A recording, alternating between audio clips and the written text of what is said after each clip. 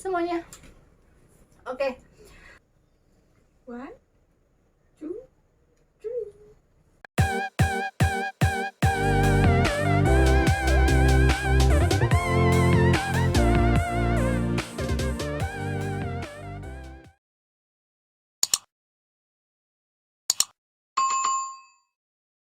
Assalamualaikum warahmatullahi wabarakatuh. Halo semuanya, jumpa lagi sama aku Agil Tiara dalam Woman Discussion.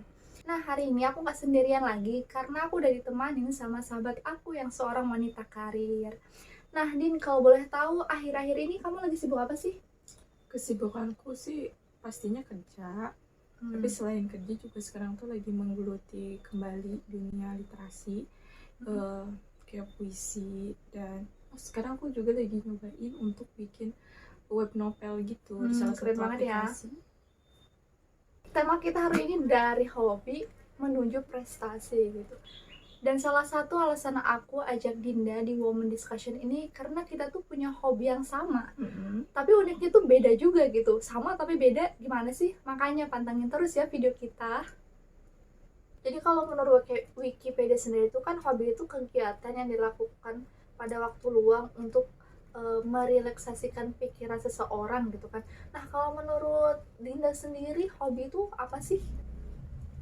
Menurutku pribadi, hobi itu adalah suatu kegiatan yang disenangi, yang tidak hanya dilakukan di waktu luang, tetapi juga bisa dilakukan di waktu kita sibuk. Ya itu tujuannya untuk merelaksasikan pikiran juga, mengurangi tekanan pada saat itu. Oh gitu. Ya, sometimes hobi itu kayak jadi healing gitu ya buat seseorang. Kayak misalnya nulis nih, kadang orang tuh depresi banget mungkin sama kesibukan kuliah atau kesibukan kantornya, tiba-tiba dia nulis jadi kayak terapi sendiri gitu kan buat healing dirinya sendiri gitu kan. Nah, sebelumnya kan aku udah nanya nih tentang hobi menurut kamu, Din. Sekarang aku mau tanya lagi nih, kalau hobi kamu sendiri itu sebenarnya apa sih? Kalau hobiku itu ya salah satunya adalah menulis, tetapi lebih ke puisi, prosa, atau sajak. Itu sesuatu yang membutuhkan pemilihan kata-kata gitu yang indah dan ada makna terselubung nih gitu di dalamnya. Jadi setiap pembaca itu bisa mengartikan itu sendiri menurut pemikirannya mereka sendiri. Dan itu yang bikin kita sama tapi beda. Bedanya itu, samanya itu kita sama-sama suka nulis gitu, bedanya itu kita punya tema tersendiri, maksudnya tema yang beda gitu. Sendiri, iya gitu. Lebih prepare kemana gitu. Kalau Dinda sendiri kan prepare-nya kayak ke prosa atau puisi, sedangkan aku itu prepare-nya kayak cerpen atau novel yang ceritanya jelas gitu. Kalau buat pribadi aku sendiri gitu, jadi itu yang bikin kita sama tapi beda gitu. Jadi Din, kenapa sih kamu lebih milih atau lebih suka sama jenis kayak prosa atau puisi ini? Padahal kan kalau bisa dilihat tuh novel atau cerpen kan lebih mudah gitu, kayak istilahnya ngarang doang gitu kan, kayak aku berimajinasi aja gitu. Nah, alasan kamu sendiri suka sama prosa dan puisi itu apa sih? Kalau aku lebih suka prosa atau puisi itu karena yang jelas itu waktunya bisa dikerjain selesai di hari itu juga gitu kan. Ketimbang kalau kamu nulis sebuah buku kayak novel, cerpen bisa sih ada kayak target hari, minggu, bulan gitu buat nyelesainnya ya. Nggak mungkin kan selesai dalam satu hari. Iya benar. Berapa ratus halaman gitu kan. Dan itu pun harus dipikirin nih, tokoh utamanya siapa, pekerjaannya apa, karakternya harus diperkuat. Iya benar banget. Belum lagi konfliknya. Itu kan menurut aku kayak sesuatu yang ribet sih sebenarnya, kayak karena aku orangnya pelupa banget gitu. Jadi ketika nulis nih baru bab 1, bab 2 gitu kan, nanti pas bab ketiga itu nanti aku tuh lupa nih si cewek ini karakternya seperti apa. Itu kayaknya dilanda semua penulis deh, pasti kayak gitu juga sih. Soalnya aku kesulitan banget buat nulis itu. Jadi ketika kalau aku nulis sebuah puisi, prosa itu kan, ketika aku ngeliat sesuatu yang lagi diem kayak gini misalkan kan, terus ada sesuatu di depanku yang kayak ada memantik gitu untuk mengeluarkan kata-kata, tuh udah tinggal ambil buku, pulpen, nulis, nanti tuh udah selesai di jam itu juga gitu, nggak perlu beberapa hari gitu. Kayak tiba-tiba muncul gitu ya. Sebenarnya sama kayak nulis juga, tapi itu cuman sekedar ide gitu ya. Kalau misalnya kayak aku kan novel tuh misalnya muncul ide baru langsung aku catat idenya, bukan novelnya ya. Kalau misalnya kayak Dinda kan mungkin lihat sesuatu langsung ditulis jadi puisi bisa, Iya. jadi quotes bisa gitu ya. Cuma ya itu yang bikin aku nggak terlalu suka sama novel itu ya karena waktu yang dibutuhin untuk nulisnya gitu, apa ya, kayak kurang efektif aja gitu. Karena membutuhkan waktu yang lebih lama ketimbang nulisnya. Belum lagi aku lebih suka dengan kata-kata yang nulis novel bisa menggunakan kata-kata yang puitis gitu ya. Puitis juga, cuman itu tetap harus memikirkan karakternya gimana, tempatnya, latarnya, waktunya. Yang penting tuh kayak alur ceritanya harus nyambung gitu, nggak mungkin nggak nyambung gitu kan. Itu juga salah satu alasannya. Oh gitu. Oh ya, tapi sebelumnya kan Din, kamu ada bilang kalau kesibukan kamu juga tuh kayak lagi buat novel series gitu. Nah, kenapa kamu jadi tertarik juga tuh buat bikin novel series gitu? Awalnya kan memang walaupun lebih prepare-nya ke puisi, prosa dan segala macam, tapi kayak sekarang tuh lagi banyak yang nulis juga. Dan ketika kita diskusi nih tentang novel-novelmu yang mau kamu bikin gitu kan, ide-idemu, kayak ketika dengar kamu ngomong itu, jadi aku pun punya pemikiran sendiri nih kayak wah bagus kayaknya kalau bikin cerita kayak gini. Akhirnya mencobalah untuk membuat sebuah cerita gitu, tapi ya dengan ekstrak gitu, dan dengan apa ya, dengan usaha yang lebih keras gitu. Jadi aku punya satu buku yang isinya tuh kayak aku harus nulis ini kayak namanya si ini sebagai ini di puisi gitu. Jadi setiap aku mau nulis itu tuh kayak dilihat dulu nih, oh si karakternya ini kayak gini gitu. Dan itu memang kayak setiap mau nulis satu bab aja yang kayak 1000 kata aja tuh kayak sampai terguling-guling. Jadi kayak aduh kayak capek berjuang banget gitu ya buat bikin satu bab aja. Iya, tapi kayak seru sih mencoba hal yang baru gitu kan. Jadi lebih suka baca juga biar tahu gimana sih caranya buat masukin tokohnya atau memperkenalkan tokohnya, gimana sih caranya memperkuat tokohnya itu biar jadi karakter yang kuat banget gitu kan. Karena kalau novel sendiri kan harus punya tokohnya itu harus punya karakter yang kuat gitu kan, apa untuk konfliknya dan segala macam. Jadi ketika kita diskusi pun jadinya lebih nyambung kan. Benar. Jadi pengen masih coba sih. Tapi semakin banyak mencoba ya semakin bagus gitu ya, apalagi semoga nulis sih gitu kan. Jadi kita jadi bisa nulis puisi, jadi bisa nulis cerpen atau novel kan, itu malah lebih bagus ya kan. Jadi kayak walaupun aku sukanya di puisi, di prosa itu kan kayak zona nyaman aku nih, tapi aku mencoba untuk menulis novel. Nanti ya apa memang masih banyak yang harus dipelajari gitu, apalagi kita udah baca. Tapi nggak apa-apa, kita coba aja dulu. Semakin sering nulis itu pasti akan semakin belajar juga kan, pasti yang didapat gitu. Kan setiap orang itu punya role model masing-masing gitu ya. Kalau kamu kan menulis gitu, ada nggak sih role model atau tokoh atau penulis yang kamu suka gitu, yang kamu suka banget orangnya, karyanya gitu, ada nggak sih Din? Pastinya ada sih. Kalau misalkan aku tuh suka banget sama 2 orang.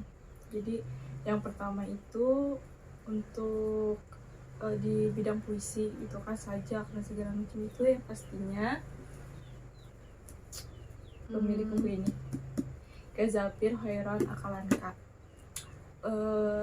Puisi-puisinya Kak Zafir, sajak-sajaknya Kak Zafir, quotes-nya itu pokoknya keren banget, orangnya juga keren banget pokoknya, apalagi karya-karyanya. Dan Kak Zafir itu sudah ngeluarin 2 buku.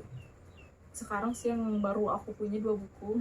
Padahal dia sudah ngeluarin buku yang ketiga, tapi keren banget ya. Iya, belum sempat aku beli juga karena open PO kan. Dan itu salah satu buku yang isinya, buku setebal ini isinya puisi semua.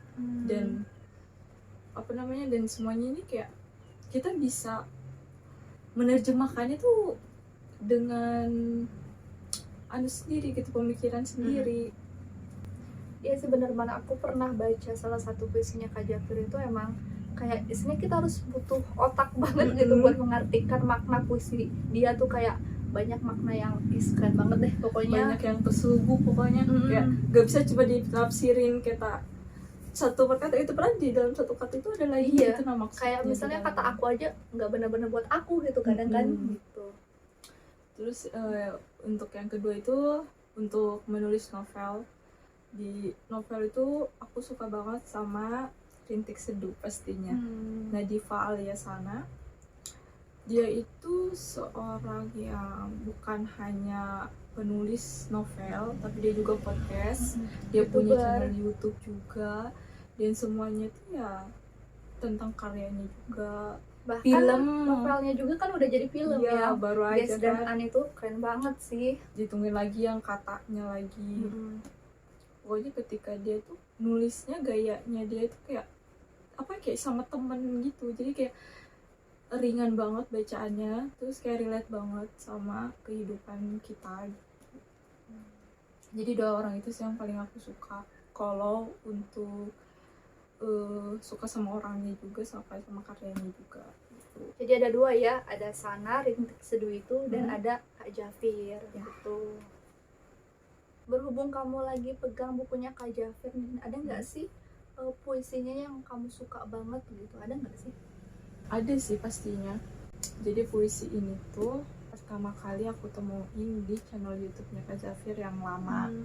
Karena yang sekarang itu channelnya baru lagi, nggak tahu kenapa, tapi pokoknya si puisi ini tuh ada di channel YouTube-nya Kak Jafir yang lama, dan dia itu musik puisi gitu kan, featuring sama Kak Ivanasya, dan itu adalah salah satu puisi yang bikin aku jatuh cinta banget sama karya-karyanya Kak Jafir waktu itu. Jadi boleh nggak sih kalau aku bacain sebait aja? Boleh puisinya? dong, boleh banget. Biar orang-orang tuh tahu nih kalau ternyata karyanya Kak Jafir tuh memang Keren the best banget sih. gitu ya. Boleh dong. Maaf ya kalau bacanya tuh gak sebagus orang-orang gitu. It's okay. Kenapa semua perlahan menjauh? Arahkan awan bukan lagi sesuatu yang menyentuh. Tidak ada pelangi yang kutunggu setiap hujan berhenti menyapu. Jalan malam kian lengang, dan aku semakin tidak tahu pula harus kemana menuju. Tidak ada kata pulang bagi seseorang sepertiku. Jadi ceritanya itu tentang kayak seseorang yang merasa dihianati ya. Kalau menurut aku ketika baca itu tuh, seseorang yang kayak merasa kodenya tuh nggak punya tempat pulang. Padahal di puisinya itu juga kan ada yang kayak kalau kamu nggak ada tuh ya gak bakal, dunia itu gak bakal kayak sekarang gitu. Kalau misalkan dia itu salah satu warna pelangi gitu, ketika dia nggak ada ya pelangi gak bakal seindah sekarang gitu intinya. Yang kayak menghargai banget. Jadi ketika orang-orang mungkin tidak peduli sama kamu ngerasa nggak dihargain sama orang-orang, itu bukan berarti kamu gak berharga. Pokoknya keren lah. Keren banget ya maknanya gitu, dari kata sepenggal, maksudnya kata-kata baiknya itu disusun tapi punya makna yang dalam gitu kan. Keren banget tuh pastinya kan. Kita harus pintar-pintar juga kayak mencari kata-kata yang dia sembunyiin apa sih, maksudnya apa sih gitu. Harus mutar otak banget. Benar-benar iya. Emang jadi puisinya itu deep banget maknanya kayaknya ya. Oke, dari tadi kan kita udah panjang lebar ya bicarain soal hobi, pengertian hobi dari Wikipedia, menurut Dinda juga kan tadi ada, terus dibahas tentang kenapa Dinda suka puisi, terus role modelnya siapa gitu kan. Nah, sekarang balik lagi ke tema kita, judul video kita kali ini itu dari hobi menuju prestasi. Nah, kalau menurut Dinda sendiri, hobi ini bisa nggak sih jadi sebuah prestasi? Kalau menurutku sih bisa banget ya. Contoh kecil aja, kita suka dengan menulis gitu kan. Dengan kita menulis dan kita membuat suatu karya, itu kan udah sebuah prestasi. Apalagi kalau misalkan sampai bisa bikin buku kayak gini, itu prestasi banget ya. Sampai dijual di mana-mana, ada di Gramedia bahkan, dibaca orang-orang. Atau bahkan cuman kalaupun kayak belum mampu bisa bikin buku kayak gini kan, kita kan bisa buat di Instagram gitu kan, di sosial media lainnya, kita tetap bisa menyalurkan karya kita. Itu kan sudah sebuah prestasi ya. Apalagi kalau bisa menghasilkan pundi-pundi rupiah dari situ. Bener banget, itu udah masuk prestasi banget gitu ya kalau udah masuk situ. Tapi sebenarnya gitu ya, kalau kita udah misalnya up di platform baca gitu, udah termasuk prestasi. Kita simpan diri sendiri kita juga tuh udah prestasi, karena kita udah mampu buatnya gitu kan. Setidaknya gitu. Kita udah bisa bikin aja dulu. Iya, bener banget gitu. Bisa diapresiasi sih, karena gak semua orang bisa melakukan bikin itu gitu. Kayak apa yang kamu bikin di novel kan belum tentu aku juga bisa bikin, begitupun sebaliknya, pasti punya ciri khas juga. Ya, jadi intinya tuh hobi ini pasti banget bisa jadi prestasi gitu, nggak melulu misalnya tentang menulis gitu, yang lain pun bisa jadi prestasi, hobi apapun itu, bahkan main games juga kan sekarang udah bisa jadi prestasi prestasi gitu kan. banget kalau sampai bisa menang turnamen dan segala Iya bener macam. banget. Jadi apa namanya, banyak orang yang berawal dari hobi yang pada akhirnya malah jadi pekerjaan, Iya, atau bahkan jadi buat menghasilkan pundi-pundi rupiah itu gitu. Nggak cuman hobi doang yang dipandang sebelah mata, tapi sekarang tuh hobi tuh udah semakin luas dan bisa dikembangkan. bener. Gitu. Dan jujur sih kalau ketika udah hobi jadi pekerjaan kita itu kayak anugerah banget nggak sih, kayak ini tuh hobi kita nih, kita udah seneng ngelakuin ini, terus kita pekerjaannya juga itu gitu, menghasilkan juga, itu kayak menurut aku sih kayak anugerah sih, maksudnya tuh hal yang dimau semua orang deh kayaknya, dari hobi jadi pekerjaan gitu kan. Apa namanya, setidaknya mengurangi tekanan sih, berbeda dengan ketika kita melakukan sesuatu yang tidak kita sukai. Dan ketika kita melakukan sesuatu yang kita sukai itu pasti berbeda banget. Walaupun tetap aja pasti ada titik jenuhnya kan. Cuma pasti setidaknya nggak sesering ketika kita melakukan sesuatu yang tidak kita sukai gitu. Iya bener banget gitu. Kayaknya kita udah banyak banget ngebahas soal hobi dan prestasi ya hari ini, dari hobi itu apa sampai hobi yang akhirnya bisa jadi prestasi. Dan mungkin kayaknya video kita akan berakhir di sini ya, tapi nggak usah khawatir karena ini nggak akan jadi the last video kita. Insya Allah kita bakal terus berkarya ya Din.